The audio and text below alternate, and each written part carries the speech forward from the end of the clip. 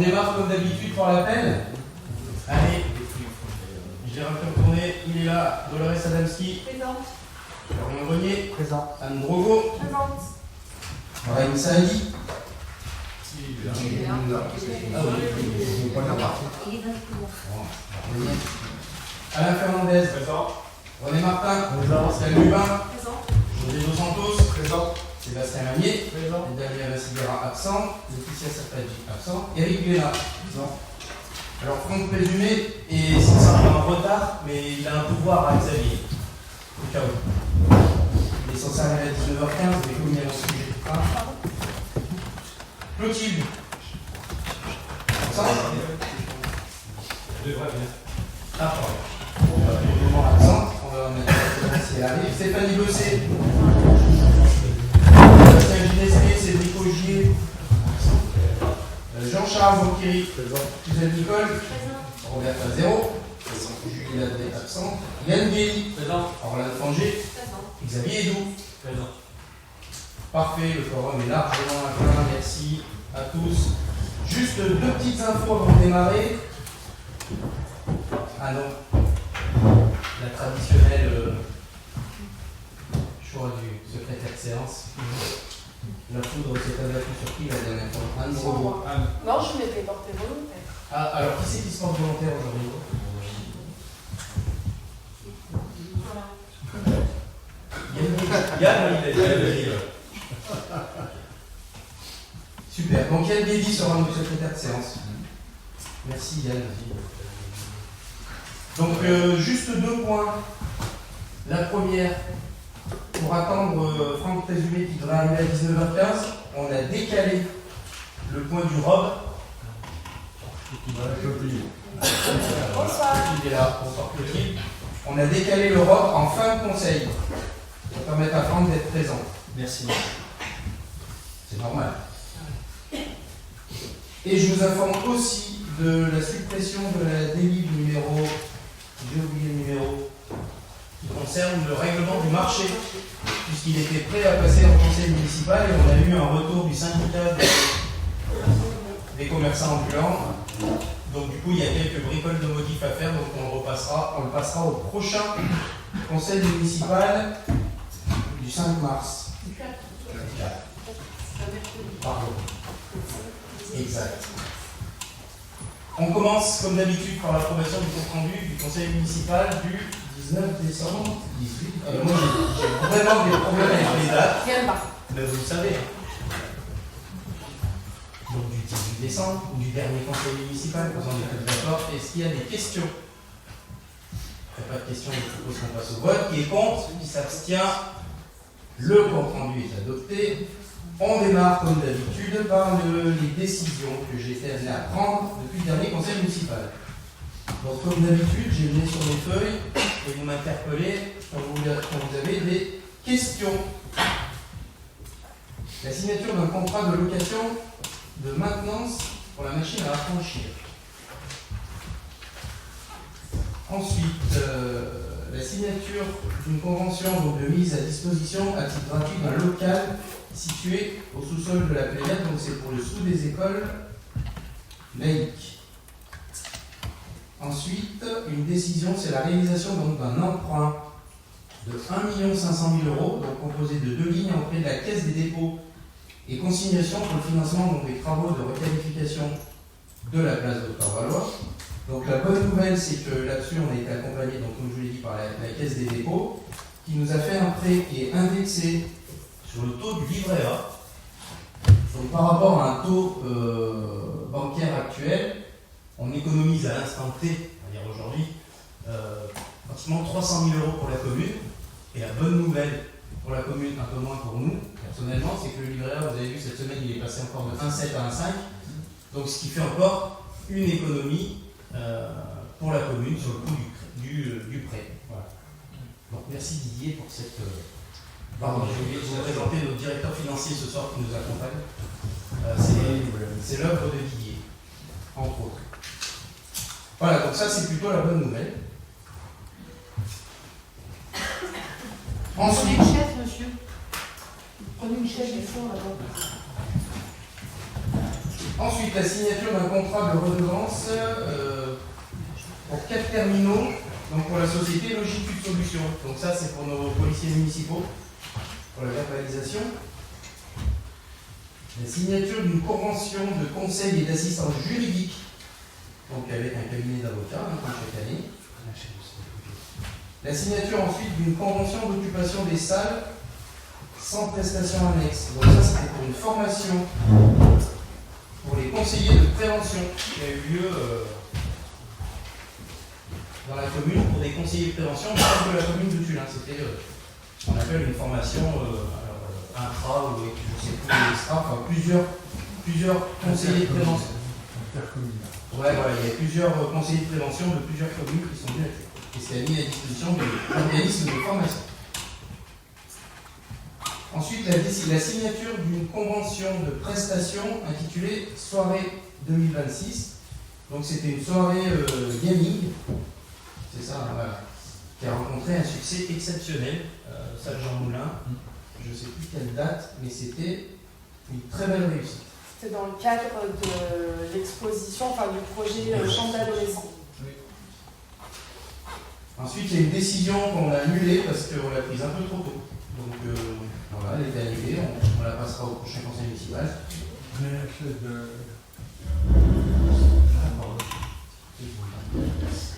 Et ensuite, la signature d'un devis pour la réalisation de la réparation sur le véhicule Fiat Ducato. Voilà pour les décisions. S'il n'y a pas de questions, je vous propose qu'on passe au déroulé de séance. Donc, comme je vous l'ai dit, on fera les points de finance à la fin. On démarre par le personnel communal. Donc, première délibération, la modification du tableau des effectifs. Donc, dans le cadre de la promotion interne 2026. Donc, c'est suite à la campagne de promotion interne pour 2026. Donc, il y a 2 agents qui ont été retenus. Donc, un à la DRH et un à la vie scolaire. Vous avez le détail dans la note de synthèse. Vous avez des questions. Pas de questions, je propose qu'on passe au vote. Qui est contre? S'abstient. Délibération adoptée. Merci. Ensuite, la modification toujours du tableau des effectifs, mais cette fois pour des avancements de grade pour l'année 2026. Donc, compte tenu des possibilités d'avancement de grade comme chaque année, pour un agent qui a réussi l'examen professionnel, il s'agit de supprimer son grade d'animateur territorial et de recréer au grade d'animateur territorial deuxième classe. Avancement de grade, cette fois, pas promotion interne. Est-ce que vous avez des questions? S'il n'y a pas de questions, je vous propose qu'on passe au vote. Qui est contre? Qui s'abstient? Délibération adoptée, je vous remercie. On poursuit sur la modification du tableau des effectifs, cette fois avec l'espace France Service. Donc, il y a un agent qui va faire valoir ses droits à la retraite incessamment sous peu. Donc, il faut, pour la remplacer, on fait comme habituellement, vous savez, on ouvre le poste à 2 grades pour avoir la possibilité maximum de recruter un agent, donc comme d'habitude. Est-ce que vous avez des questions sur cette délibération? Si cette question, je propose qu'on passe au vote. Qui est contre? Qui s'abstient? Délibération adoptée. Merci.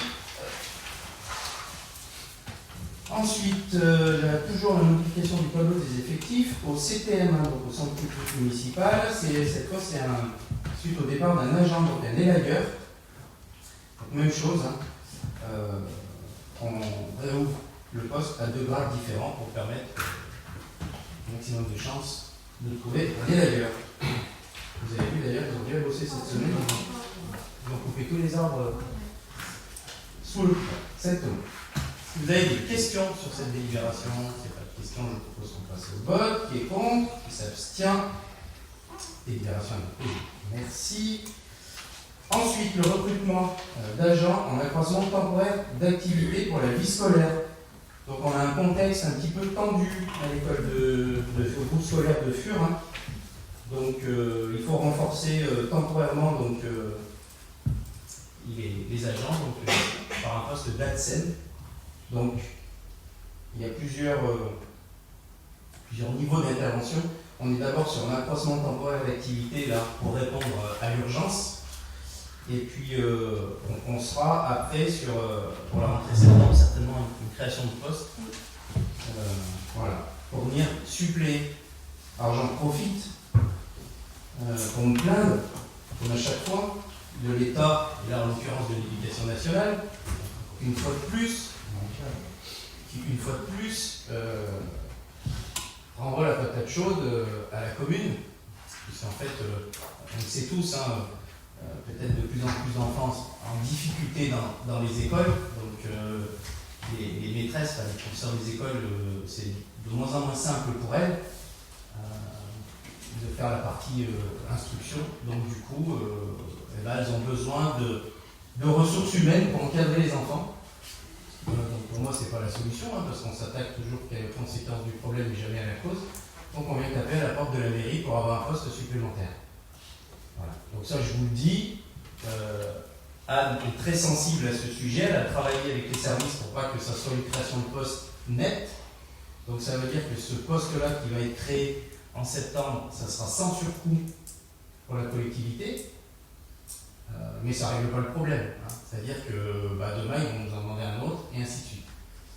Donc moi, j'ai un peu brassé là en disant qu'il faut peut-être se poser la question de pourquoi ça devient de plus en plus compliqué dans les écoles. Et pas fermer les yeux et se dire que les communes, elles vont compléter à chaque fois. Parce que c'est le cas. C'est le cas. Depuis 6 ans, à chaque fois qu'il y a un problème dans les écoles, on vient nous voir. Et un poste, hein, c'est un coût de 45 000 € quand même. Juste pour information. Tout à l'heure, on va parler du DOB, d'avoir la masse salariale de la commune. Voilà. Bon. Donc, des vrais sujets. Un vrai sujet pour le prochain mandat, par exemple. Il faudra se saisir tout de suite. Est-ce que vous avez des questions donc, sur cette création de poste en accroissance temporaire d'activité? Si il n'y a pas de questions, je vous propose qu'on passe au vote. Qui est contre? Qui s'abstient? Libération adoptée, je vous remercie. Ensuite, toujours un accroissement temporaire, mais cette fois pour le service entretien. Donc là, c'est un départ en retraite aussi. Donc, il n'est pas remplacé poste pour poste, mais on fait un accroissement temporaire, parce que là aussi, et vous verrez tout à l'heure dans le DOB, les bonnes nouvelles de 2025 du point de vue financier pour la commune, et bien là, c'est typique du travail et des efforts qu'ont fait les chefs de service et les services pour travailler sur ce fameux 0,12, hein, cette masse salariale, où là, le service ont fait un travail en se disant peut-être qu'il y a une personne qui part, mais on n'est pas obligé de la remplacer à temps complet. Voilà, c'est comme ça qu'on fait des efforts et qu'on fait des économies, car on essaye d'éviter de remplacer poste pour poste sans se poser la question des besoins. Donc c'est l'objet de cette délibération. Est-ce que vous avez des questions? S'il n'y a pas de questions, je vous propose qu'on passe au vote. Qui est contre? Qui s'abstient? Délibération adoptée. Je vous remercie. On passe ensuite à l'aménagement et au développement du territoire, donc, avec une délibération qui valide l'opération de réaménagement des abords du collège Condorcet, ainsi que des modalités de financement pour la réalisation de la tranche 1. Alors à l'image de la place Dr Valois, où on en a parlé pendant des années, et où enfin elle s'est faite, le collège, 1967, je vous le répète à chaque fois, mais c'est bien de se le redire, construit en 1967, travaux en 1987, et puis plus rien. Jusqu'à la venue du président du département, en octobre 2021, qui m'a dit « Ah oui, il faudrait peut-être faire quelque chose ». Donc les choses sont lancées, les travaux ont démarré novembre, par la démolition et le désamiantage du gymnase, et donc, comme c'est quand même un projet à 18 millions d'euros pour le département, un projet structurant pour la commune, parce qu'on imagine que sur les 40 prochaines années, on ne devrait pas refaire un collège, normalement. Donc il est responsable et utile que la commune elle réfléchisse aux aménagements autour du collège. Donc c'est ce qui a été acté par l'équipe, de refaire donc toute l'avenue de la Contamine, depuis le Colisée, on va prendre les choses que tout le monde connaît, jusqu'à l'intersection de la département Aristide Briand, exactement.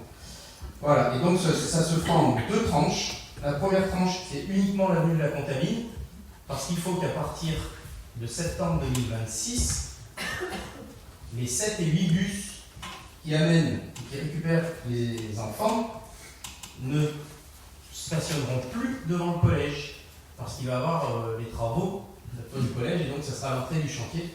Donc il faut que dès septembre 2026, les quai-bus, comme ça que ça s'appelle, soient ailleurs. Donc il y a une étude qui a été faite avec Alpétude, et donc ce sera le long de l'avenue de la Contamine. Et donc il y a tout un aménagement avenue de la Contamine pour permettre aux bus de s'arrêter, ce qui nous permet aussi de faire des pistes, on en a parlé déjà la dernière fois, des pistes cyclables, vélos, piétons, pour sécuriser l'arrivée des enfants jusqu'au collège. Et donc cette tranche-là doit être faite en 2026. Et donc c'est cette première tranche-là, vous avez le montant au dos, n'est-ce pas ? 700, je sais plus, 650, pardon, hors taxe, donc c'est ça, 790 TTC, je crois. Donc 650 000 € hors taxe, décomposé, vous l'avez vu, des travaux, 600 000 de travaux, 60 000 de maîtrise d'œuvre. Et enfin, vous avez des recettes prévisionnelles, bien sûr, comme toutes les recettes. L'État, la région, le département, et donc un reste à charge pour la commune de 40%.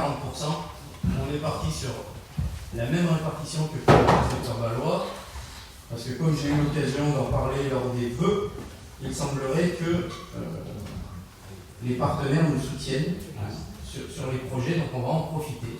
D'ailleurs, on a déjà déposé la demande de décile. Alors, une année d'élection, poser une demande de décile, il n'y a pas beaucoup de communes parce qu'il faut avoir des projets dans les cartons. Voilà, donc on a bon espoir d'être à 40% pour la commune. Donc voilà ce que ce soir je vous propose de voter. Les travaux de cette première tranche et la tranche numéro 2, c'est-à-dire le parvis du collège, devra se faire en 2029 parce que les travaux du parvis du collège intérieur se font en 2029. Donc l'idée c'est de joindre tout ça. Voilà, ce sera la tranche 2. Donc ce sera à la prochaine équipe de prendre ses responsabilités sur ces travaux à coordonner avec le département. Est-ce que vous avez des questions sur cette délibération? Oui, juste une petite demande de précision, s'il te plaît. Donc ça va être des dépenses 2026, donc inscrites au budget. Et dans le DOB, dans la partie investissement, on a 780 000 pour le... C'est TTC. Là, c'est hors taxe. Là, c'est les hors taxes et l'autre, c'est TTC. D'accord. Et on récupère toujours de la TVA 2 ans après. Oui, et ils n'ont pas baissé ils voulaient nous enlever 2%.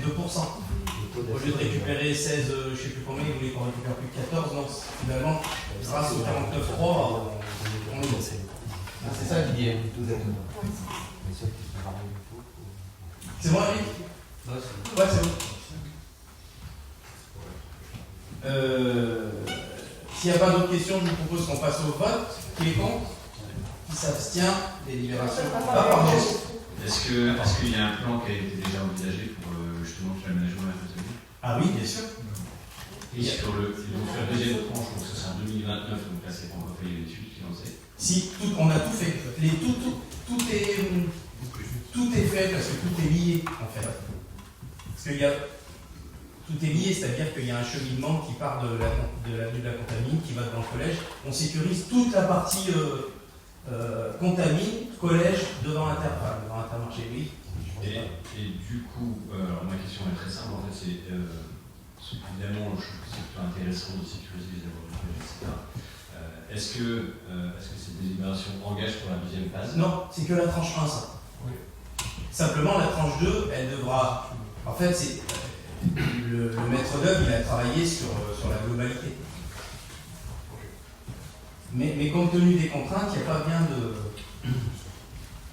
de choix, parce qu'il y a le rival qui passe dessous, il y a Intermarché, il y a le collège qui, avec les travaux, va descendre de 50 cm ou monter, je sais pas. Donc du coup, il y a quand même des contraintes qui fait que c'était plutôt intelligent de tout faire en même temps. Et cohérent pour les matériaux aussi. Et puis avec la chaufferie bois qui va venir se connecter aussi pour alimenter le collège, le réseau de chaleur. Une dernière petite précision, s'il te plaît. Les montants qui sont annoncés là sont réalistes. Il n'y aura pas de mauvaise surprise. Ah non, on a le devis, on a tout. Oui. D'accord. Ah oui, non, là, c'est pas une estimation. Là. C'est le maître d'œuvre a fait son travail. Alors, Entre nous, c'est pas des gros travaux, enfin, c'est pas de la voirie améliorée. Donc là, il n'y a pas de risque. On n'est pas sur un aménagement paysager. C'est beaucoup d'enrobés, beaucoup de bordures, et des choses qui maîtrisent dès le début. S'il n'y a pas d'autres questions, je vous propose qu'on passe au vote. Qui est contre? Qui s'abstient? Délibération adoptée, merci. Oui, l'inscription ensuite d'un nouvel itinéraire au PDI-PR. Alors, PDI-PR, c'est le plan départemental des itinéraires et promenades et de randonnée géré par la Fédération française de randonnée. Donc, il rajoute au plan deux chemins de randonnée. Le chemin rural des Guesses et le chemin rural du Majounier. Bon, vous avez les annexes. Hein. Donc voilà, c'est très technique ça. Est-ce que vous avez des questions? S'il n'y a pas de questions, je propose qu'on passe au vote. Qui est contre? Qui s'abstient? Délibération adoptée, merci. Je vais laisser la parole maintenant à Dolores pour la délibération concernant l'économie. Dolores, je te laisse la parole. Oui, pardon. Donc, signature de la convention de gestion avec la communauté d'agglomération du Pays Morvanais pour les animations commerciales et économiques en centre-ville de juillet à décembre 2025. Je m'explique, depuis plusieurs années, le Pays Morvanais subventionne les animations commerciales qui sont portées par les communes dans leur centre-ville afin d'attirer de la clientèle et favoriser le commerce dans le centre-ville, centre-bourg de façon générale. Donc, vous avez été demandé de faire des dossiers de candidature pour l'année 2025. C'était valable pour les animations s'échelonnant du 1er mai au 31 décembre 2025. Nous avons mené un certain nombre d'animations, des animations qui portaient la place aux livres. Qu'est-ce qu'il y avait d'autre? Il y avait des animations pour Noël, pour Halloween également. Voilà, donc un certain nombre de animations chantier, elle a pas été prise en compte, mais il y avait un certain nombre de choses qui ont été faites en ville. Et du coup, nous avons dépensé une commune un montant de 5 440 € hors taxe. Et une commune de Pivouaronnais que nous finançait à hauteur de 30%, soit 1 632 €. Et pour ce faire, il faut qu'on soit autorisé par le conseil municipal à signer une convention de gestion avec le Pivouaronnais. Donc ce qu'on vous demande aujourd'hui, c'est d'approuver la signature de cette convention de gestion. Comme chaque année. Est-ce que vous avez des questions? Si n'y a pas de questions, je propose qu'on passe au vote. Qui est contre? Qui s'abstient? Délibération adoptée, je vous remercie. Je vais passer la parole et le micro à Anne pour 2 délibérations. Merci. Alors, il s'agit donc de 2 signatures de conventions de participation financière à des frais de fonctionnement d'écoles qui sont hors de la ville de Tullin. La première, donc, pour le fonctionnement d'une école moironnaise qui accueille des enfants non moironnais en UEEA, c'est une unité d'enseignement élémentaire autisme pour l'année scolaire 2025. Je tiens à préciser que c'est la loi qui nous oblige à financer, premièrement, et que c'est une délibération qu'on est susceptible de passer chaque année. Et il y a un enfant, bien sûr, tuminois concerné, puisque j'ai dit les enfants non moironnais. Donc voilà, nous avons un enfant tuminois qui est concerné. Si vous avez lu la convention, effectivement, vous pouvez être interpellé par le prix élevé pour un seul enfant, effectivement, qui s'élève, je l'ai. Enfin, il a 2000 et quelques euros, donc il est plus. Merci. Il est plus conséquent que le prix d'un élève sur une école publique, parce que c'est dommage que Moiran ne le spécifie pas. Mais en UEA, vous avez effectivement du matériel adopté, puisqu'on a des enfants qui sont porteurs du trouble de spectre de l'autisme, plus du personnel qui est spécifique. Et donc, vous retrouvez des psychomotriciennes, des ergothérapeutes. Donc voilà, il y a un coût forcément plus élevé, puisqu'il y a un encadrement qui est beaucoup plus spécialisé et qui coûte plus cher. Et ensuite, la deuxième... Attends. Oui, pardon. On la vote. Oui, pardon, excusez-moi. Je vais aller un peu vite. Donc, il est demandé au conseil municipal d'approuver cette convention de participation financière, de dire que les crédits nécessaires sont inscrits au budget et d'autoriser monsieur le maire à signer la dite convention. Est-ce que vous avez des questions? Pas de questions, donc tous on passe au vote. Qui est contre? Qui s'abstient? Délibération adoptée. Je vous remercie. Anne, voici. Pareil, la signature d'une convention, en fait, on l'avait fait passer la dernière fois lors de la séance du 18 décembre. Donc, il s'agit cette fois de l'école privée de Saint-Jean-de-Morvan sous contrat d'association.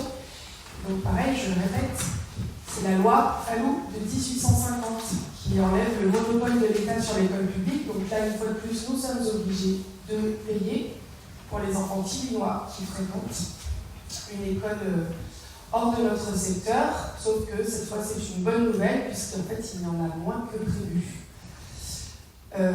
Voilà, donc on doit participer quand même aux frais de fonctionnement de ces élèves et vous retrouvez dans la convention les chiffres exacts. Donc il faut donc abroger la délibération du 18 décembre et la remplacer par la présente, d'approuver la convention de participation financière aux frais de fonctionnement, de dire que les crédits nécessaires sont inscrits au budget et d'autoriser Monsieur le maire à signer la dite convention. Est-ce que vous avez des questions sur cette délibération?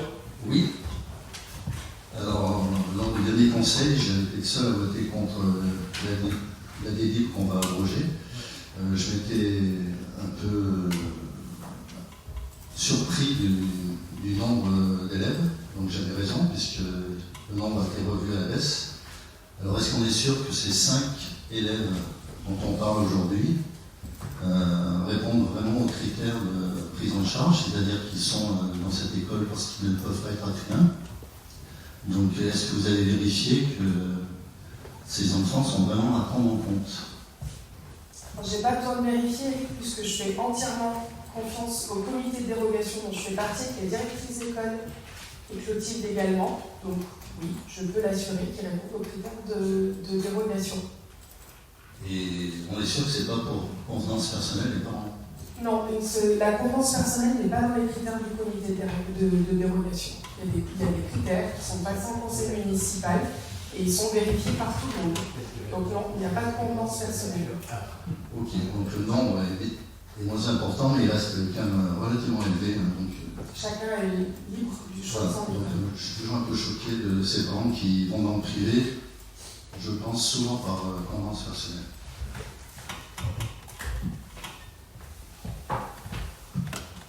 Ok, s'il n'y a pas d'autres questions, on passe au vote. Donc Eric, tu t'abstiens encore ou tu votes? L'autre fois, j'avais voté contre, là, je m'abstiens. Ok, voilà, c'est ça. Donc, et juste Eric. Très bien, merci. Oui, pardon, délibération adoptée, excusez-moi. Une seule abstention. Bon, on va passer au DOP doucement, hein. Franck nous rattrapera. Je pense qu'il est perdu. J'ai pas compris. Il est perdu, je crois.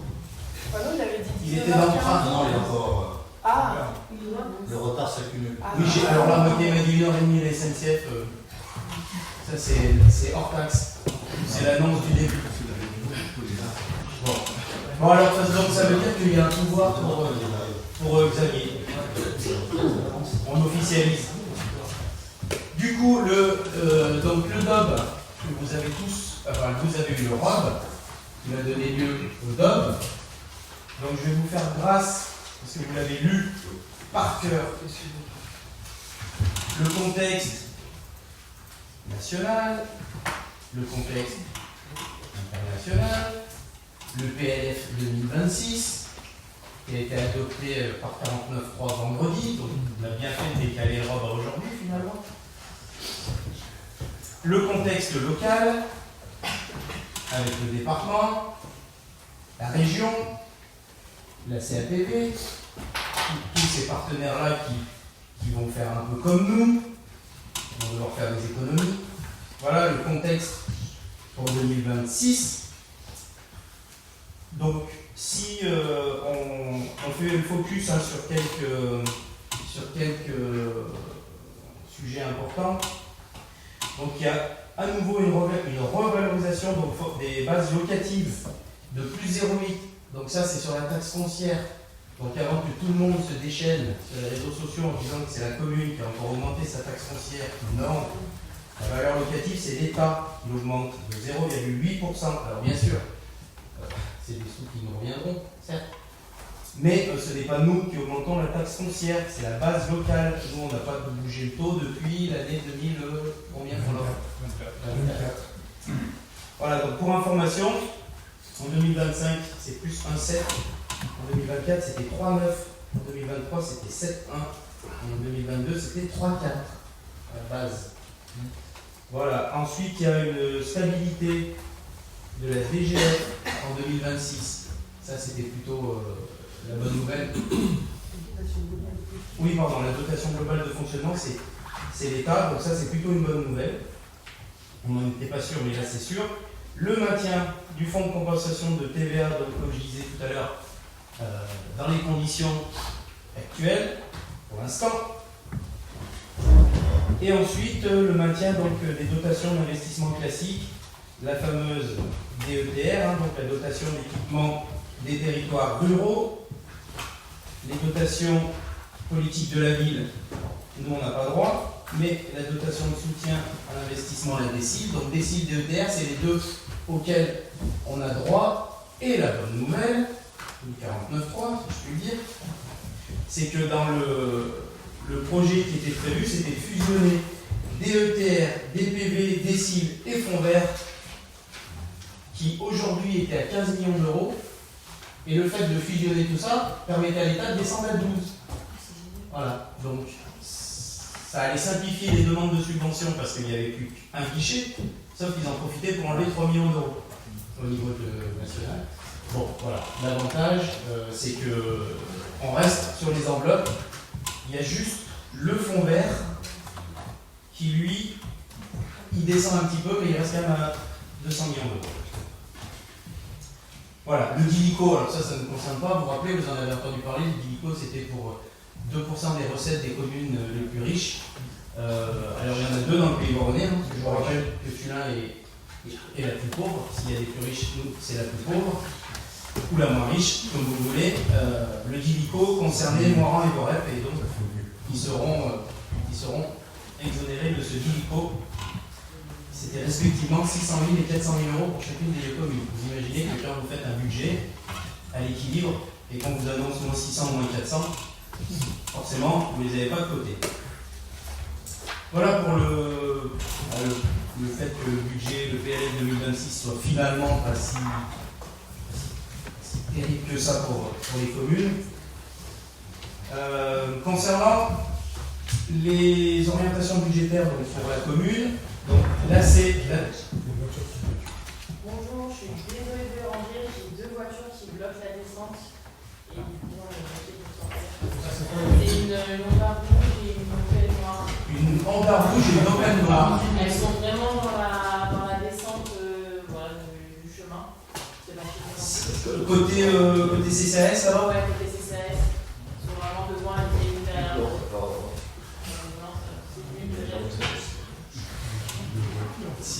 Il y en a au moins une, visiblement. Désolée, je merci beaucoup. Vous avez bien fait de venir.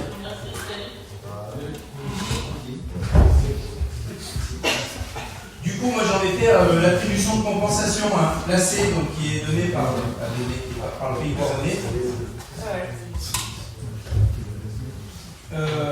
Donc qui correspondent.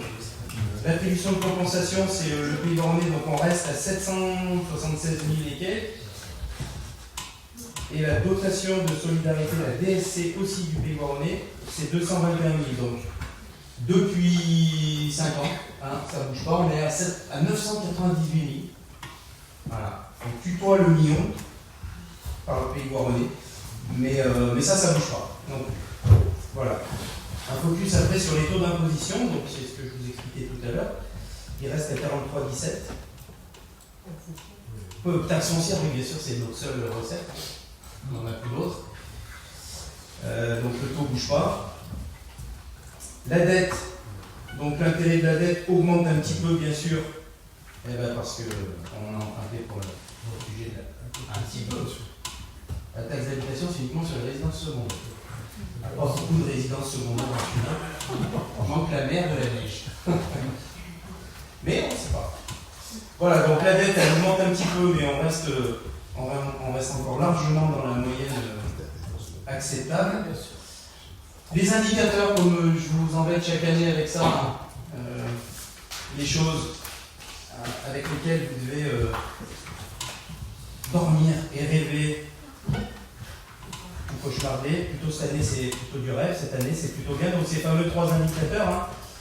Donc le taux d'épargne brut, la CAF, capacité d'autofinancement, la CAF net, et la capacité de désendettement. Donc on commence par le taux d'endettement brut qui correspond, vous le savez, chaque année, je vous donne la définition, entre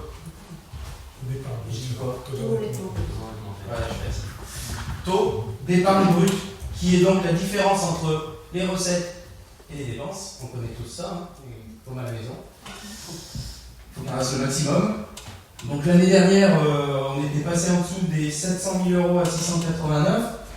Rappelez-vous, hein, je vous avais alerté, les services étaient alertés aussi en disant attention, sur 2025, on va encore descendre, faisons attention, faisons tous ensemble des efforts. Et bien les choses ont payé, n'est-ce pas Didier, hein, parce que les services ont joué le jeu, très responsables, les élus ont joué le jeu aussi, et donc on retrouve, j'ai bien fait de mettre du feutre dessus, comme ça j'y vois rien, on retrouve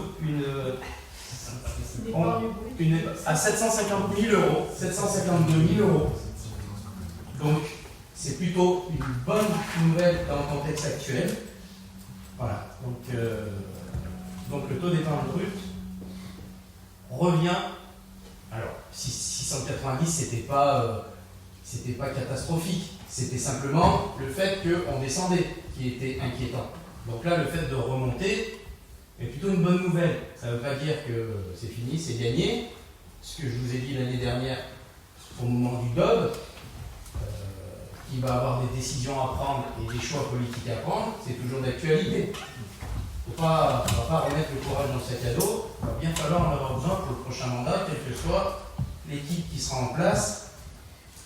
Des choix courageux devront être faits pour maintenir ce taux au-delà des 700 000 €, parce que, et ça fait le lien avec la capacité d'autofinancement,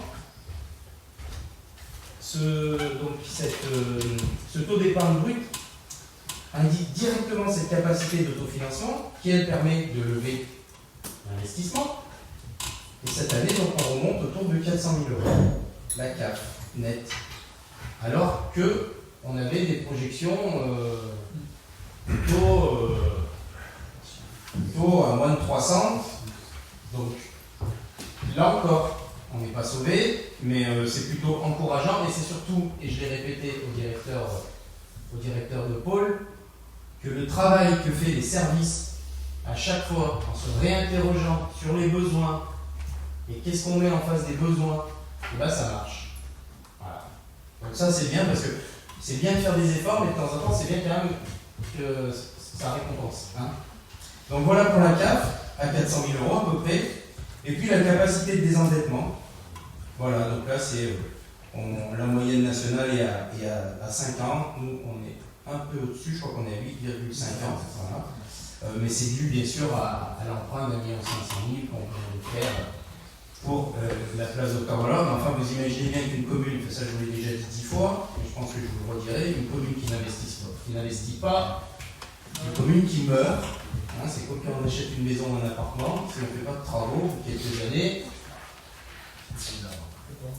et bien c'est pas bon. Voilà, donc l'investissement est nécessaire sur une commune comme dans une entreprise, comme dans un foyer, mais pour lever la capacité d'investissement, il faut avoir une bonne CAF et donc dégager un taux d'épargne brut plus que positif, autour entre 700 et 1 million d'euros. Voilà. Donc ça, c'était pour les 3 indicateurs. Donc c'est plutôt les bonnes nouvelles de 2025, donc qui permettent d'envisager 2026 de manière un peu plus sereine, et vous le verrez dans l'investissement un peu plus loin. L'évolution des dépenses de fonctionnement, donc là c'est donc le but le CFU, hein, le réalisé qu'on votera le 5 mars en même temps que le VP. comme Eric le demande depuis 5 ans. Finalement, on va y arriver. Non, c'est le PPI qui demande. Ah, mais tu l'as aussi. Attends, je l'ai aussi. J'ai tout là aujourd'hui. Ah, tu vas voir, j'ai tout. Non, mais tu voulais qu'on vote le budget, le CFU en même temps que le BP. Oui, c'est vrai, ça. c'est surtout le PPI qui demandait. Ah, bah, il aura tous. Il aura tous. Bon, du coup, la bonne nouvelle, les dépenses réelles de fonctionnement entre 2024 et 2025. J'ai pas vu si la journaliste était là ce soir. Non. Ah, c'est dommage. Je l'appellerai pour lui dire quand même. Donc on a la commune de Tullin a fait des économies, puisqu'on est passé de 8 140 000 à 8 504 000. Une commune qui baisse ses dépenses. Il faut le noter. Au prix des efforts, une fois de plus, des services, comme je vous l'ai dit, qui réinterrogent chaque besoin. Et surtout chaque remplacement, c'est-à-dire qu'au départ, je vous l'ai dit tout à l'heure, un exemple au service entretien, c'est pas parce qu'on a un départ. Ah, bah, ils étaient mauvaises, donc ils ont dit le contrat était pas. 19h15. Ah oui, alors ça dépend où tu t'es garé, tu vas peut-être être obligé de retourner et de venir faire la voiture. T'as une Honda rouge? Non. Installe-toi, Franck. Donc, je disais, tu arrives au bon moment, Franck. J'expliquais quand la commune avait fait des économies sur le fonctionnement. T'as bien fait d'arriver. 36 000 €. Ah, de 8 140 à 8 154, on a fait tous les deux quand même un petit peu des études qui montrent que là, on a baissé. Les ressources humaines, alors ça baisse jamais, malheureusement. Et pourtant, 2024-2025, juste 6 000 € de plus sur 4 millions 6. Là aussi, on réinterroge à chaque fois. Exemple du service entretien. Un temps complet, on remplace par un accroissement temporaire.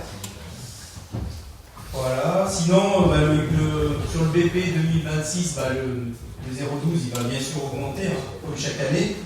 Alors, entre le BP et le réalisé, il y a souvent des économies parce qu'il y a des absences, il y a des non-remplacements, il y a un effort qui est fait entre le prévisionnel et le réalisé.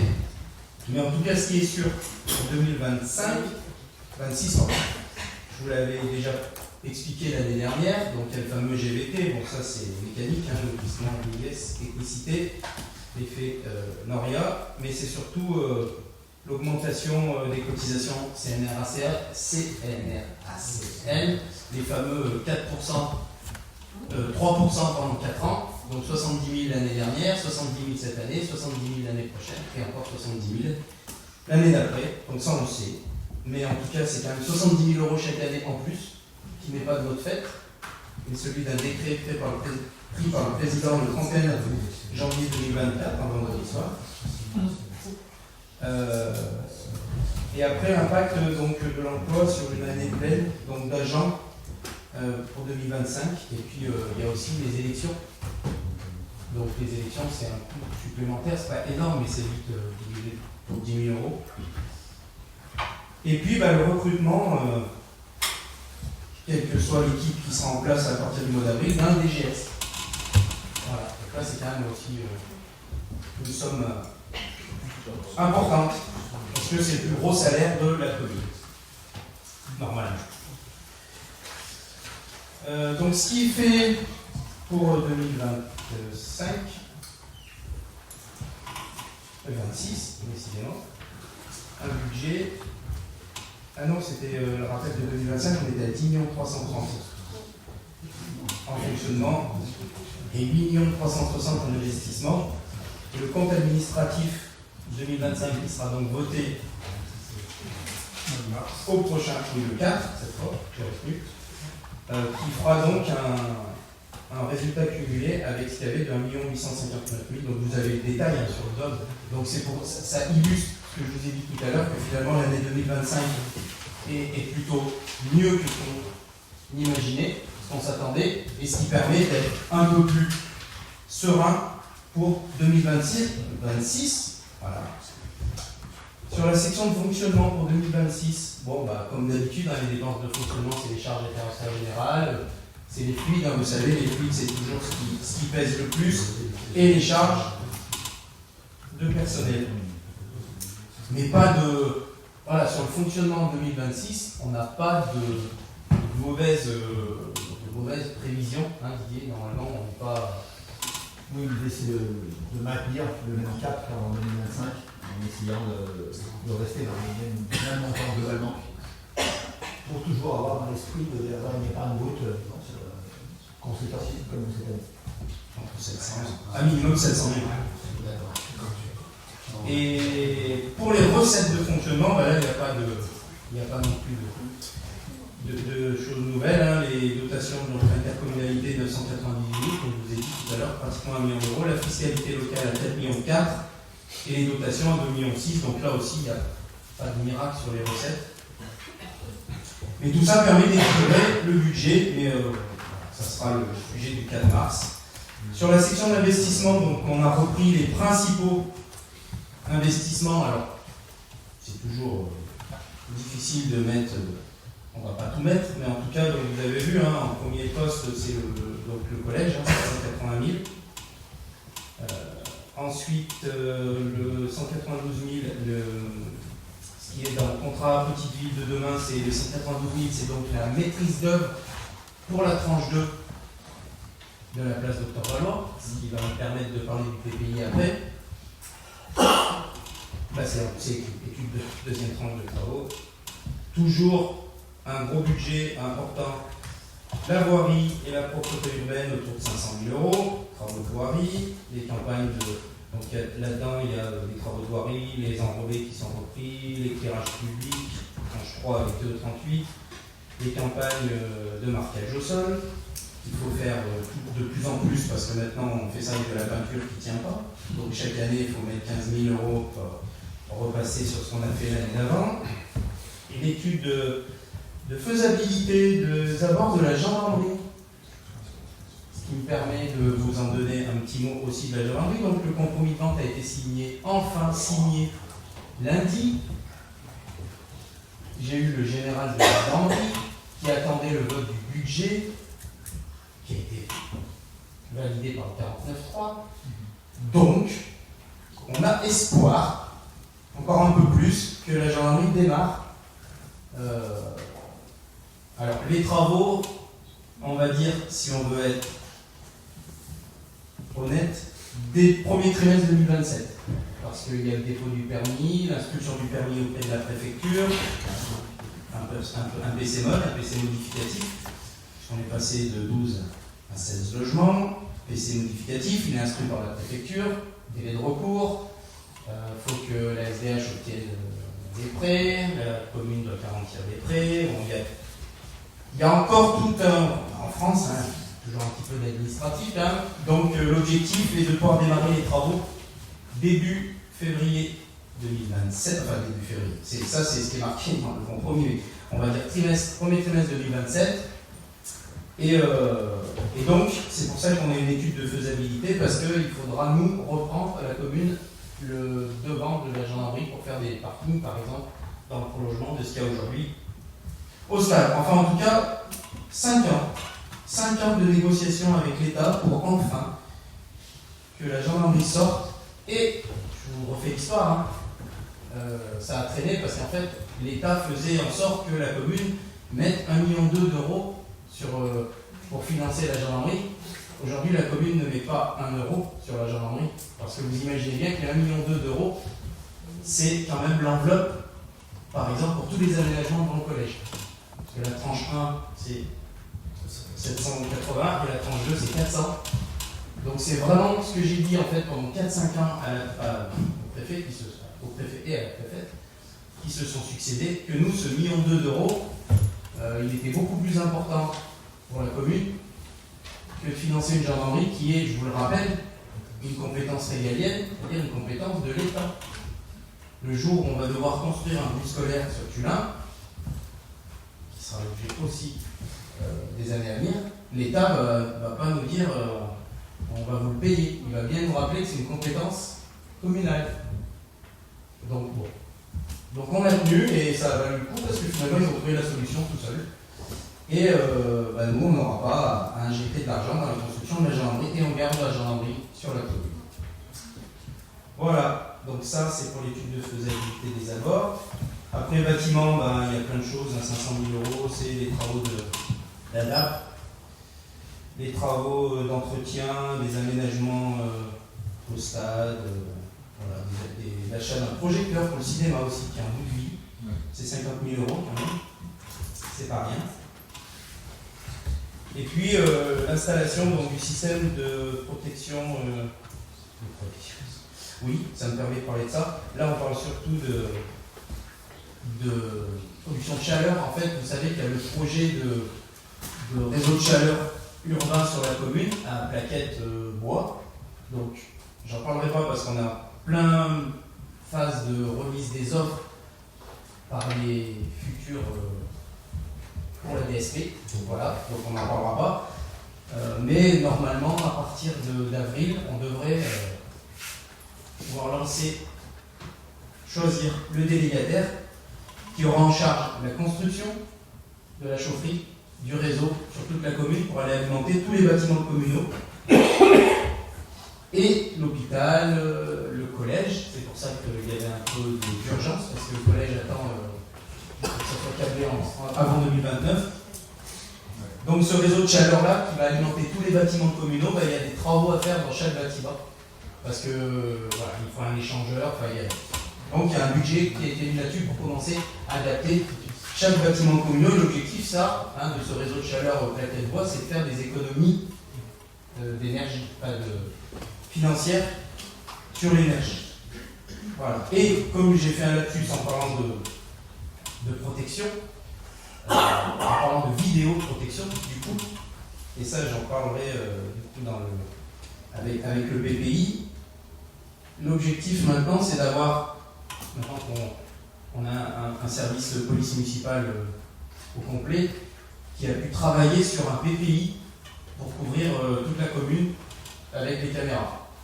Donc il y a un budget, certes important, qu'on va déployer, que la commune devra déployer sur 4 ou 5 ans pour pouvoir couvrir tout le domaine communal avec les caméras de vidéoprotection.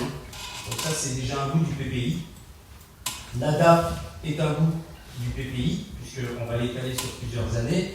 Et le plus gros PPI, mais on avait quand même besoin, pour répondre aux questions d'Éric, on avait quand même besoin d'avoir un peu de temps. Un projet de territoire, ça se travaille. Donc Petite Ville de demain nous a aidés avec notre chargé de projet. Aujourd'hui, on y voit très clair, puisqu'on a une RT avec 27 fiches actions. La première, c'était la place Docteur Valois, c'est fait. Il y en a une, c'était le collège, ça va être fait. Et donc, aujourd'hui, on peut raisonnablement mettre en place un PPI pour jusqu'à 2030. Après, il y aura une autre équipe aussi au mois d'avril, donc les choix pourront être différents. Mais en tout cas, grosse maille, comme on dit.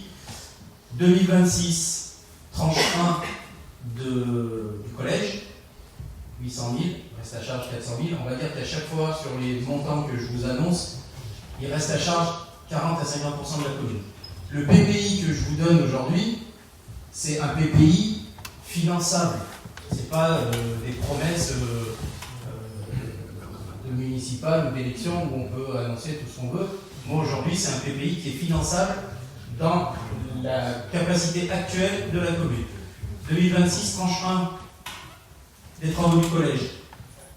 2027, 2028, sur 2 exercices, tranche 2 de projet Valois, rue Général de Gaulle, amorce la Jean Jaurès, merci, parce que c'est à peu près 1,5 million, donc 2 fois 800. 27, 28. 2029, tranche 2 du collège. Voilà, donc ça c'est donc ça fait à peu près entre 400 et 600 000 euros par an d'investissement pour la commune. Enfin, allez, on va dire 800, reste à charge 400. Et donc aujourd'hui, ça c'est un PPI finançable. Et donc on rajoute le PPI pour la vidéoprotection. On n'est pas sur des sommes comme ça. On est peut-être sur 50 ou 60 000 euros par an. Le PPI pour l'ADAP. Donc aujourd'hui, On est en capacité, enfin, la commune est en capacité, les services seront en capacité de proposer un PPI pour jusqu'en 2030 finançable. J'insiste là-dessus, parce que on peut faire des PPI comme ça, pour faire plaisir aux gens, mais non, celui-là, il est finançable. Alors, plus le plan lumière, mais je dirais que ça, c'est pas une variable d'ajustement, parce que c'est 30 000 € par an, mais c'est pas de grosse somme. Oui, parce qu'en parallèle, il y a aussi des études sur le quartier d'Arc-Cressonnière, des études sur le quartier du Val-de-Fur, voilà. Mais ça, on va dire qu'on est sur des montants qui sont pas trop importants. Voilà, une esquisse du PPI pour les années à venir. Et il manquait un fonds de concours de 40 000 €. Ah oui, alors vous savez que dans le cadre de Tulin Rénov', la commune finance les projets de façade, et donc c'est 40 000 € pendant 5 ans. Et donc c'est 40 000 € qui sont aussi dans l'investissement. Et donc là ça va aller très vite, puisqu'on en est maintenant, on vient de faire les dépenses d'investissement.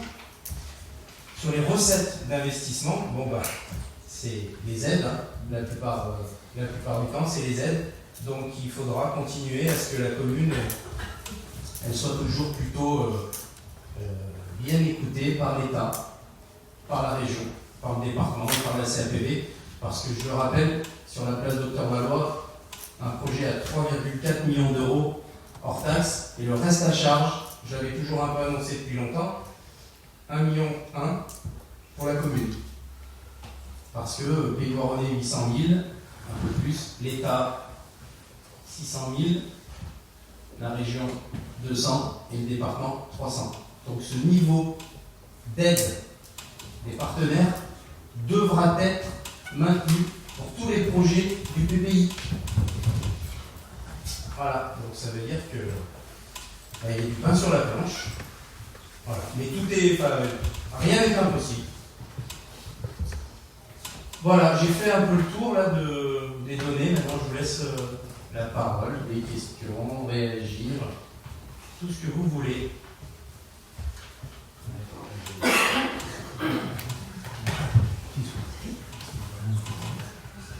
Bonsoir. Et vraiment merci de. Pardon, du coup, on enlève le pouvoir, Franck. Ouais, voilà. Et merci d'avoir bousculé l'ordre du jour pour que je sois là. J'aurais été très frustré C'est normal. De ne pas participer au vote, d'autant que j'avais vraiment envie de faire les deux derniers. J'ai le même droit pour le prochain conseil. Ça sera le mercredi le prochain. Oui, j'ai vu. Bon, voilà. En tout cas, merci. Non, mais quelques réactions quand même, parce qu'on j'ai pu le temps de travailler cet après-midi. Et quelques. Attends, je sais pas. Dans ce blog, il y a une partie effectivement prospective. Là, je suis arrivé au moment où tu étais sur cette, en tout cas prospective au moins de 2026 et puis peut-être plus, parce que tu parles de PPI. Je suis content que tu parles de PPI parce que Eric, on a réclamé tous les ans depuis 6 ans. Donc 6 ans pour comprendre qu'il faut le PPI, c'est pas très rapide, mais bon, voilà. Bon, en même temps, on avait un peu moins d'expérience. Pas du tout sur le ce soir. Ouais, c'est bien. Malgré tout, il y a une partie aussi quand même qui fait un peu l'état des lieux et qui est intéressante en fait, parce que ça permet de faire un peu plier à l'envers, de regarder le mandat. Et donc, moi, il y a quand même des choses qui inquiètent un peu. Voilà, donc il y a peut-être des explications, je ne veux pas faire de jugement, parce qu'on n'a pas forcément suffisamment d'éléments, parce qu'il n'y a quand même pas beaucoup de. On n'a pas le compte administratif, etc. Enfin, c'est plus administratif. Mais il y a quand même quelques questions. Je vais transformer ça en questions. Il y a la question de la dette, là qui a explosé les 2 dernières années, avec un ratio qui est monté à plus de 8 et qui est inquiétant. Donc moi la question que je pose c'est est-ce que ce ratio il est du fait de ce pré-relais de 1 900 000 € qui paraît énorme, que vous dites qu'on rembourse dans 2 ans, comment vous faites pour rembourser ça? Et est-ce que le ratio, ça aurait été bien d'avoir, en l'occurrence, une prospective sur comment va évoluer ce ratio dans les 3 prochaines années, voire plus, parce que ça c'est quand même, je parle du ratio, enfin, c'est le critère 8 ans, etc., qui est quand même, bon d'être un spécialiste, mais c'est quand même un indicateur très important, donc ça c'est quand même quelque chose, d'autant plus que vous annoncez un nouvel emprunt en 2026, donc à quelle hauteur, etc. Donc moi je pense qu'il nous faut d'ici le budget une prospective pour vérifier ce ratio au moins pour 3 ans. Ensuite, l'épargne brute, elle est faible. Elle a une baisse tendancielle depuis 2022, donc quasiment depuis le début de votre mandat. On est remonté, tu n'étais pas là quand je l'ai annoncé. Ouais, elle a remonté un petit peu cette année, mais elle a une baisse quand même tendancielle. Et c'est vrai, et en fait, on sait pourquoi, parce qu'il y a un chiffre quand même qui est énorme, c'est les dépenses de personnel. Mais là, alors j'ai entendu te donner quelques explications, mais depuis, alors j'ai repris, je suis remonté en 2020. 2020, 3 millions, un peu moins de 4 millions, 3 970 000 euros de masse salariale au moment des dernières élections municipales. Aujourd'hui, vous annoncez 4,9 millions. L'année prochaine, ça fait 1 million d'euros de plus sur le mandat, c'est 24% d'augmentation. Alors je veux bien qu'il y ait eu un mandat compliqué, etc., des décisions gouvernementales, etc., mais ce n'est pas possible. 24% d'augmentation. J'aime pas comparer le mandat à un mandat, mais allez voir le mandat d'avant. Moi je me souviens, moi j'étais un adjoint dépensier quand on est à la sport, à la culture, etc. C'était l'alpha et l'oméga. On ne touche pas aux dépenses de personnel 1 million d'euros. Donc c'est énorme. Donc, après, encore une fois, je ne juge pas, mais il faut qu'il y ait des explications. Moi, ce que je voudrais, c'est qu'on ait un tableau des effectifs, on l'a réclamé quasiment tous les ans, et tout le temps, on vote, on les connaît, ces délibérations là, à rallonge, ou plus un mois, un ETP en plus, un ETP par mois, on n'y comprend jamais rien, et on n'a jamais eu un organigramme simple. Donc, moi, j'aimerais bien savoir à quoi ça correspond. Si c'est du service public en plus, mais moi, je n'ai pas eu l'impression qu'il y avait une explosion de service public en face de ces 1 million d'euros de plus. Donc moi, ça demande des explications.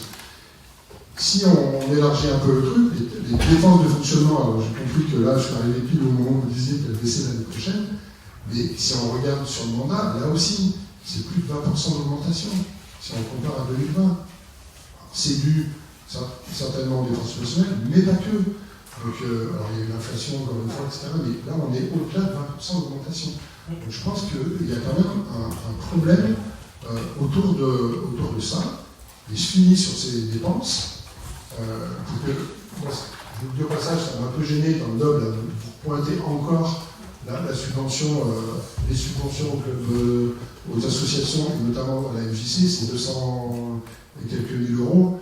Quand on compare à la masse salariale, donc je ferme la parenthèse. Le CCAS pareil, 2020, 550 000 euros, 2026, 700 000.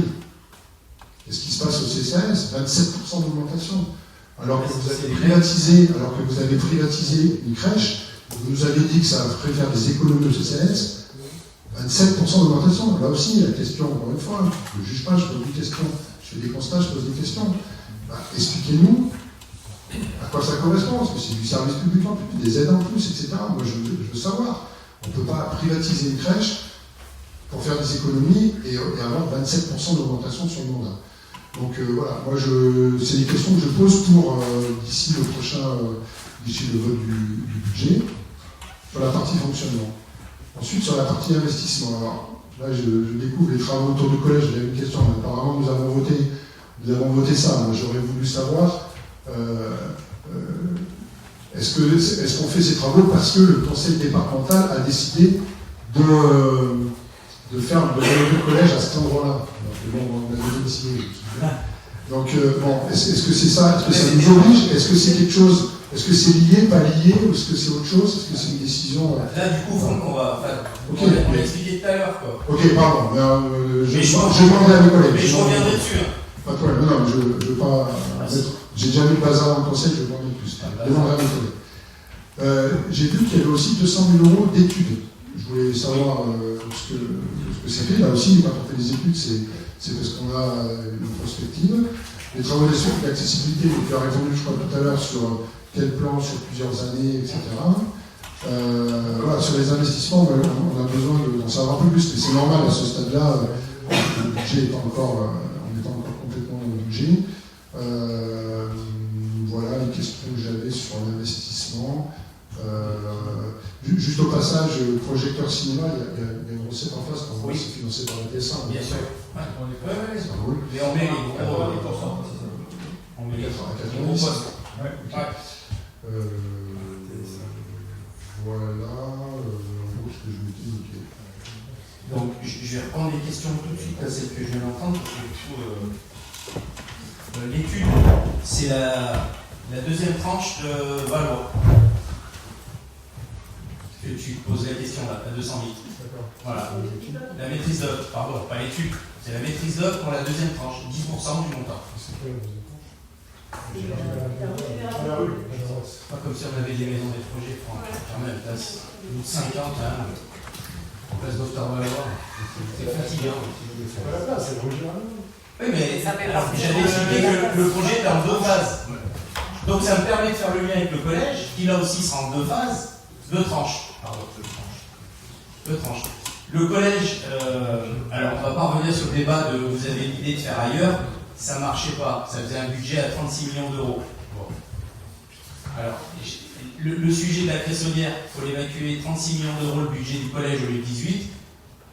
Le président a dit pour le même prix, on en fait 2. Je trouve que c'est une bonne décision. Et cette fameuse idée de croire qu'on peut mettre le collège sur le terrain de gamme vert, alors ça, il va vraiment falloir que... C'est devenu quand même. Oui, exactement. Alors il n'est pas devenu terrain de gamme vert parce que c'est un bail à construction. Ça veut dire qu'il appartient à la commune. Mais 4500 mètres carrés, je l'ai déjà dit, mais ça n'a pas dû imprimer chez tout le monde. 4500 mètres carrés de terrain, pour un collège, il faut 15 000. Donc il en manquait un peu. Alors, mis à part faire un collège sur 3 ou 4 étages, ça ne fonctionnait pas sur ce terrain-là. Donc il faut dire les choses. Le département a suffisamment fait d'études pour se dire que le collège, il ne pouvait pas bouger d'ici. C'était pas ma question. Ah, si, puisque tu n'es pas sûr qu'il soit là. Donc maintenant, alors pour prolonger, et ça c'est ce que j'ai dit aussi tout à l'heure, il me semble que quand on est des élus, on doit être responsable et penser que l'argent public ne coule plus à flot et que la sécurisation devant le collège, alors je pense que tous autour de la table, ou à 90%, on y allait au collège, hein, puisqu'il était 1967, et on a toujours entendu dire que devant le collège c'était dangereux. Et l'avenue de la Contamine aussi. Je l'ai 50 ans, je l'ai toujours entendu. Donc, le département met 18 millions d'euros sur le collège, et nous, on ne devrait rien faire pour le collège. Bah, ça serait quand même pas très, très intelligent. Donc voilà, c'est pas une obligation, mais il me semble que c'est plutôt intelligent. Voilà, de bon sens. C'est tout. Mais ce n'est pas une obligation. Et puis on espère peut-être que du coup, on peut avoir des subventions du département, parce qu'on va lui dire, oui, vous nous avez un peu obligé à faire des travaux, il faut nous aider. Alors que si on ne fait pas des travaux et que dans 2 ans, bah, j'imagine les habitants, on va faire des travaux pendant 4 ans, et puis à la fin on laisse le parvis comme ça. Ah, il me semble qu'il y aura un vrai sujet de discussion. Donc ça c'est le sujet sur les investissements. Je reviens, est-ce que j'ai répondu aux investissements? Oui. Sur le fonctionnement, donc il faut quand même se dire que on fait une économie par rapport à 2025, ça j'insiste, il y a très peu de communes qui font l'effort parce que c'est pas toujours facile, et oui, en effet, donc il y a un sujet sur le 012. Le 012, alors il y a j'ai pas toutes les explications, mais le glissement mécanique de l'augmentation, c'est un certain pourcentage.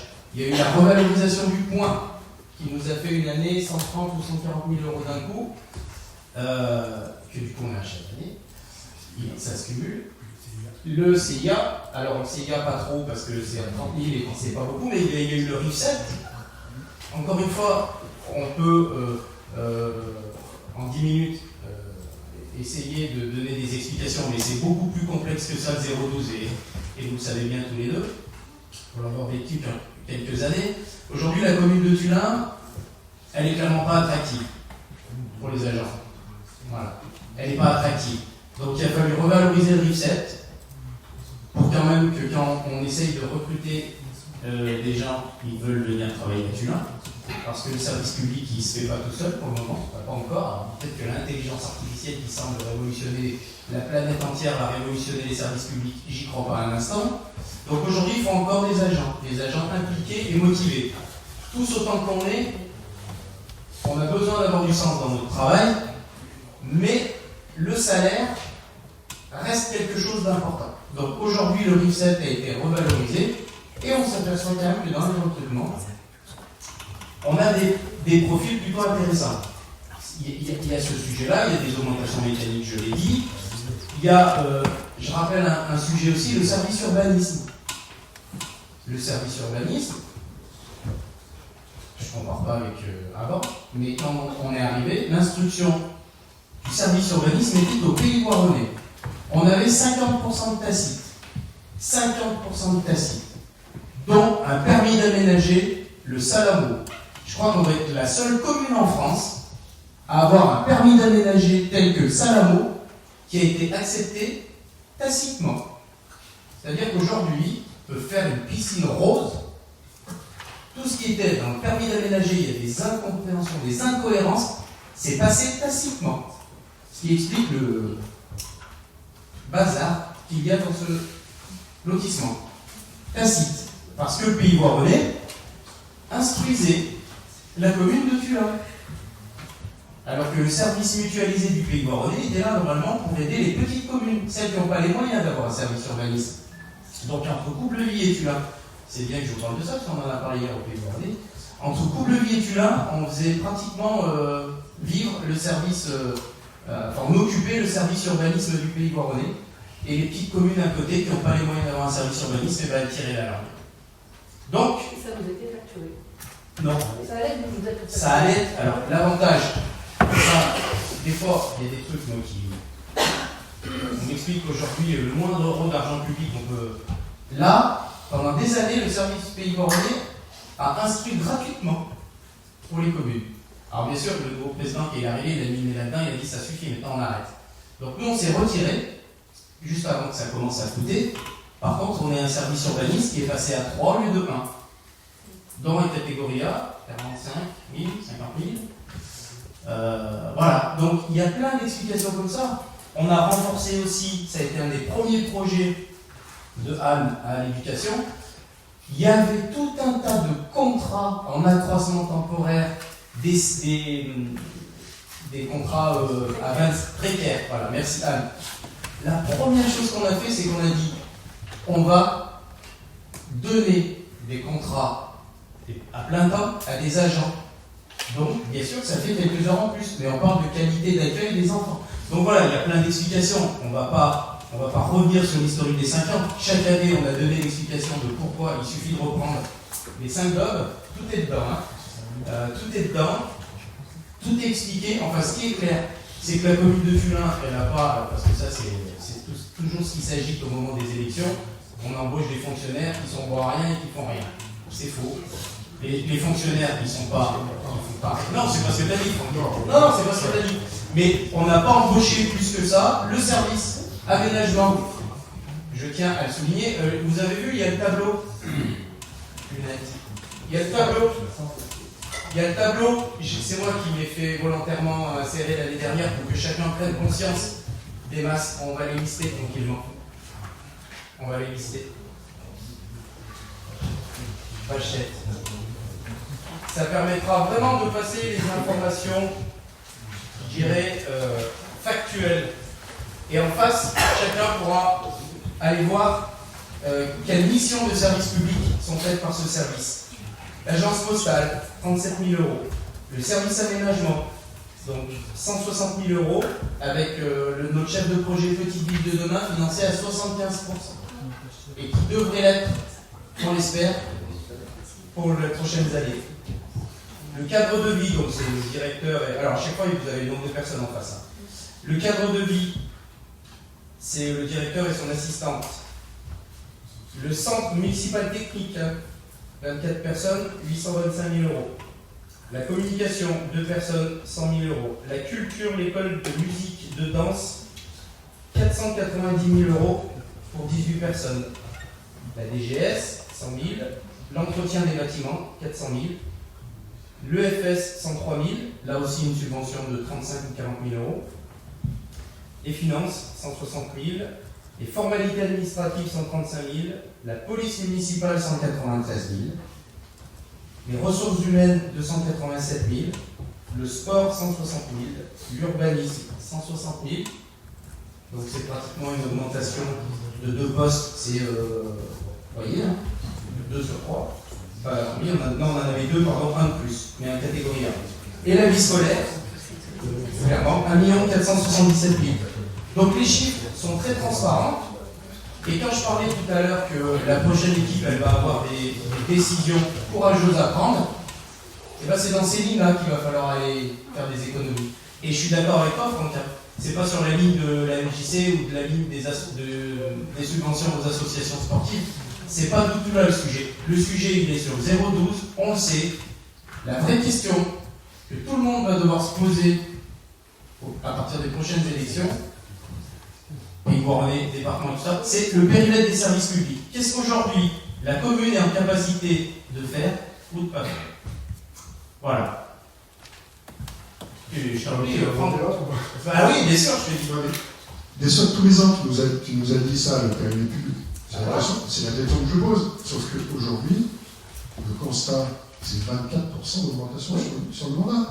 Donc, est-ce qu'il y a du service public en plus? Là, tu vas répondre à quelques questions, mais ça ne peut pas durer comme ça. Non. Mais c'est un peu facile de dire, on a augmenté de 24% en 6 ans, et puis maintenant, il va falloir se serrer la ceinture.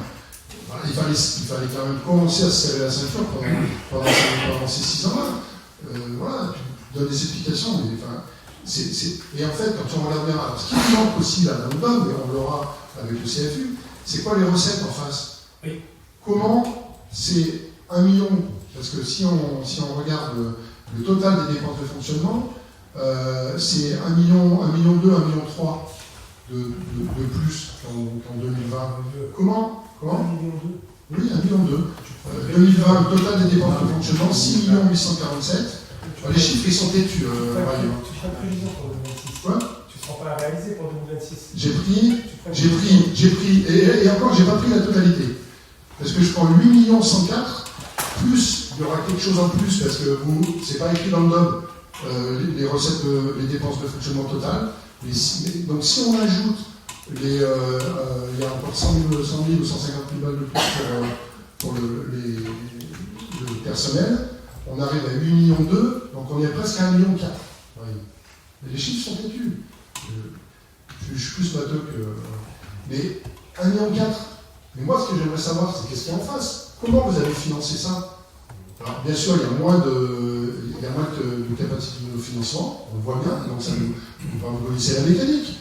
Donc, plus d'emprunt, etc. Et avec les ratios qui augmentent, enfin, c'est relativement simple. Et donc, si on ne maîtrise pas les dépenses de fonctionnement, on a moins de capacité d'autofinancement pour financer, etc. Alors après, on peut aller chercher de la sub, et très bien là-dessus, le taux de subvention sur la place exceptionnel, mais ça c'est exceptionnel parce que c'est un gros projet, etc. Ça n'arrive jamais sur d'autres projets. C'est une travail. Vous avez dit que vous avez cherché des subventions partout. Ah, mais on l'a fait. Ouais, sur un projet. Ok, attends. L'espace français. Laisse-moi finir. Non, mais t'es de mauvaise foi là. C'est pas respecter le travail de mes agences. Non, là-dessus je dis bravo sur les subventions sur la place. Donc, le problème, 1,4 million de plus, comment c'est financé? On n'a pas les informations. Encore une fois, moi je les voudrais pour le budget. Parce que comment on a financé ça? Et on a financé ça par les impôts. Rappelez-vous, le débat qu'on a eu sur les impôts, vous avez augmenté les impôts. Pour financer ça, c'est une partie. Mais comment c'est financé? C'est ça qu'on voudrait savoir. Pour le vote du budget. Voilà, après on ne va pas refaire l'histoire, de toute façon c'est fait. Aujourd'hui c'est un constat. Mais moi je dis attention pour le budget 2026, de ne pas nous en rajouter encore. Voilà. Alors, de toute façon ce débat-là, chaque année depuis le début. C'est normal. On est d'accord, c'est fait pour. Parce que moi c'est vrai que c'est plus facile de débattre avec ces pédagogies, quoi. Voilà. Donc, mais peut-être il va donner son avis, on ne sait pas. Il sera là le 4 mars. Peut-être qu'il sera là le 4 mars. Pour la dernière. Bon, en tout cas, le 012, et on le sait très bien, aujourd'hui on est dans le monde de la fonction publique avec des règles pour les titulaires. Voilà. Donc, c'est sûr que dans le monde de l'entreprise, c'est peut-être plus simple. Ici, c'est pas le cas. Donc, il faut modifier des choses pour pouvoir, à long terme, et c'est le travail. C'est pour ça que quand je dis qu'il faut s'interroger sur le périmètre du service public, c'est de se dire, qu'est-ce que demain les habitants attendent de la commune en termes de service public, en expliquant combien ça coûte. Et le choix, il devra être fait de manière collégiale, parce que comme tu l'as dit, ça ne peut pas durer. Alors, je me souviens du premier conseil municipal où ma propre première adjointe avait voté contre son propre budget, qui annonçait, et vous étiez tous les quatre, alors vous étiez encore pas tous les quatre, mais au moins toi Franck et Eric, vous étiez ravis d'entendre ça, parce qu'elle disait qu'on allait dans le mur. On est 5 ans plus tard, le mur on l'a évité. Il est toujours devant, il faut être honnête, il est toujours là le mur, mais il va falloir prendre des décisions. Et les décisions, c'est pas en termes de débat dans un conseil municipal où on va se dire vous n'avez pas fait ci, vous n'avez pas fait ça. C'est des décisions parce qu'il y a des titulaires et que donc c'est une prospective. Et là j'en viens à ta demande. La prospective, on l'a eue en septembre 2025. On a une prospective, elle a été présentée, il y a une trajectoire qu'il va falloir prendre.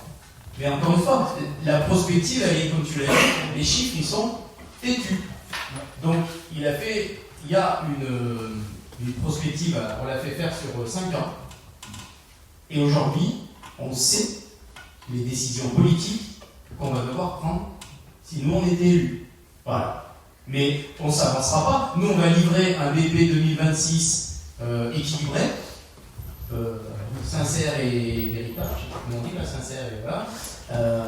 Mais de toute façon, ça ne tiendra plus la durée du prochain mandat. Au Pays Voironnais, on l'a vu, on a dû faire 1 million d'euros d'économie cette année, il y a 2 millions d'euros d'économie à faire en 2026 et 2 millions d'euros d'économie en 2027. La commune de Tullin doit faire une économie à l'échelle de 4-5 ans de 300 ou 400 000 euros. Les chiffres, on les a. Voilà. Mais il y a des choix politiques derrière. Donc ça va dépendre de l'équipe qui sera là au mois d'avril. Une dernière remarque, ceux qui ont évité le mur, c'est quand même les étudiants ferratiers qui ont payé plus d'impôts sur je dis que c'est une tous aussi. Et la dernière augmentation était 2013. Il était là. Non, mais je le dis. Aujourd'hui, c'est ça. Ah, ils ont le bel place Dr Valois. Ils attendaient depuis un petit moment. J'aimerais bien avoir un chiffre. Voilà. Pour mon dernier budget. Vous avez déjà eu le PPI. Non, encore. Je vais vous le dire. Non, mais on va pas vous faire un papier. C'est le dernier conseil municipal, on va se quitter contre pas. On vous en parle comme ça et c'est bon. Pour la prochaine fois, pour essayer de. Non, c'est pas sérieux.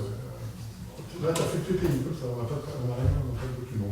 Et Franck, on sera peut-être ni toi ni moi là au mois d'avril pour le mettre en place. On va pas ça. Nous, on l'a en tête, on est prêt. Voilà, on va dire on est prêt. Donc on le sortira s'il faut le mettre en place. Laissons aussi la possibilité à l'équipe qui sera élue de faire son propre PPI. On n'a pas tous les mêmes idées quand même. Nous, on aura travaillé 6 ans pour faire un PPI. Avec un mandat avec les... Il faut romper. Tu peux faire les... En tout cas, sache que t'as vu, on t'a attendu. Je suis pas sûr que si Cédric Augier était à ma place, il t'aurait attendu. Il aurait fait le bloc de 18h30 à 18h35. Vous ne comprenez rien. On l'aura pas vu. Pardon, oui, il faut prendre acte. Ah oui, puis il y a encore une délite, par contre. On prend acte du DOB. Ok. Derrière des livres. Là, j'ai pas vu les papiers, moi. Non, mais je l'ai vu. Oui, c'est comme chaque année, hein, c'est très technique. C'est l'État donc présentant l'ensemble des indemnités donc, de toute nature et de tout bénéfice pour les élus qui siègent dans le conseil municipal en année N-1. Donc voilà, vous avez le tableau. C'est le même que chaque année. On dépense nous pas plus, on n'a pas touché à nos indemnités depuis 6 ans.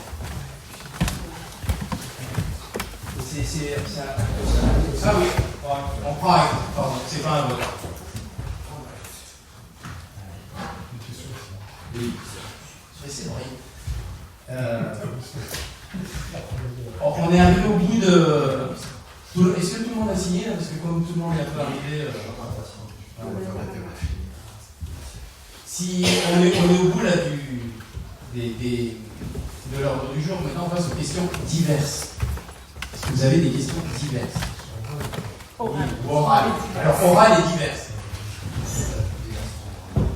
J'en ai eu juste pour. On a reçu de la part de Manon un courrier nous rappelant nos devoirs. Je sais ce que tu vas me dire. Il faut qu'on demande les mêmes choses à Cédric Roger. mais tu es tellement prévisible, Franck. Ouais, je suis prévisible. Alors il a une bonne excuse. Il se présente. Laissez-moi poser la question. J'aimerais qu'elle soit enregistrée et envoyée, parce que c'est voilà. Mais il n'y a pas la journaliste ce soir. Ah pardon? Ah bah manifestez-vous. Je ne vous ai pas vu. Vous êtes arrivé en même temps que Franck, vous étiez dans le même train.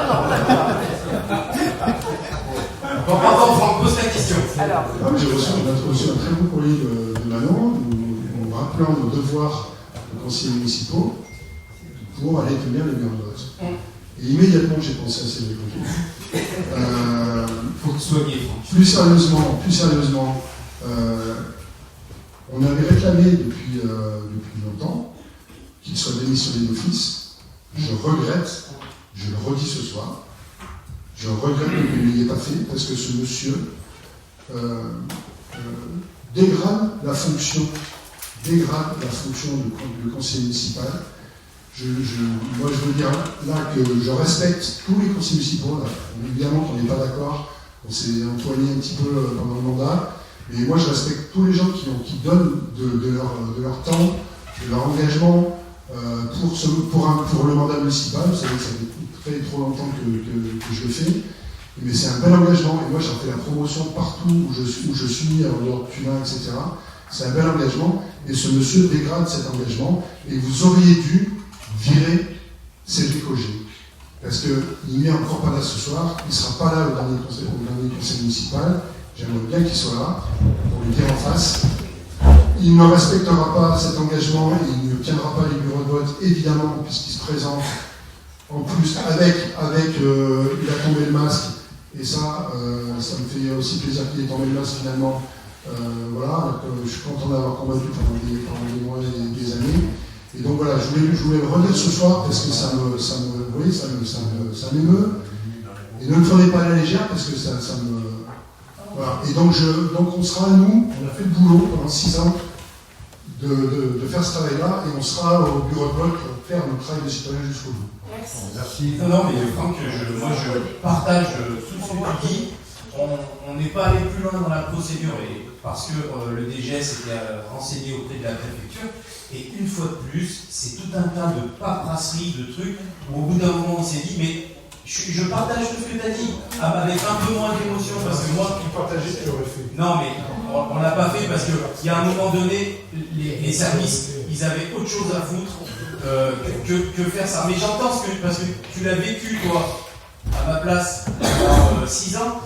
Moi, j'étais sur la chaise en face, donc j'ai vu ce cinéma. Je l'ai vécu, et c'est peut-être d'ailleurs pour ça que j'avais décidé de me présenter, parce qu'un mec comme ça me faisait honte. Donc j'entends ton émotion, mais voilà, très clairement les services, tu connais bien le quotidien du mairie, c'est lourd, et finalement il n'était pas là, on l'a jamais vu. Bon, mais tu as raison pour les élections, après c'est à l'image du personnage, et puis c'est tout. Bon, voilà. On a passé 6 ans tous ensemble, on a fait des choses, on n'a pas toujours été d'accord. S'il avait été là, je pense que les conseils municipaux auraient été beaucoup moins sympathique, tout ce que vous voulez, tous les trucs antiques. Mais, mais je comprends, Franck, ce que tu dis, et finalement, peut-être que maintenant, il sera élu maire dans une autre commune. On n'est pas obligé de rigoler. Voilà, mais voilà. Je vous explique pourquoi on n'a pas fait le boulot, parce que le DGES, quand il a pris le sujet à la préfecture, c'est toujours pareil. Si les choses étaient toutes simples, et ben, un courrier du maire en disant hop, lui on le vote pas, tac, ben non, c'est pas ça. Bon, d'autres questions orales? Donc rendez-vous le 4 mars. Ou alors, peut-être au mois d'avril, si on décidait de pas voter le budget avant les élections. On ne sait pas. Ça peut être la surprise, ça.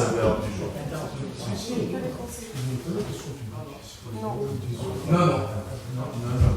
Le public assiste au conseil municipal. Mais n'intervient Il pas. a tout de même la possibilité de demander s'il a le droit de poser des questions ou pas. Bien sûr. Si quoi? S'il a le droit de poser des questions. Ah non, mais ça, c'est pas une question. D'accord.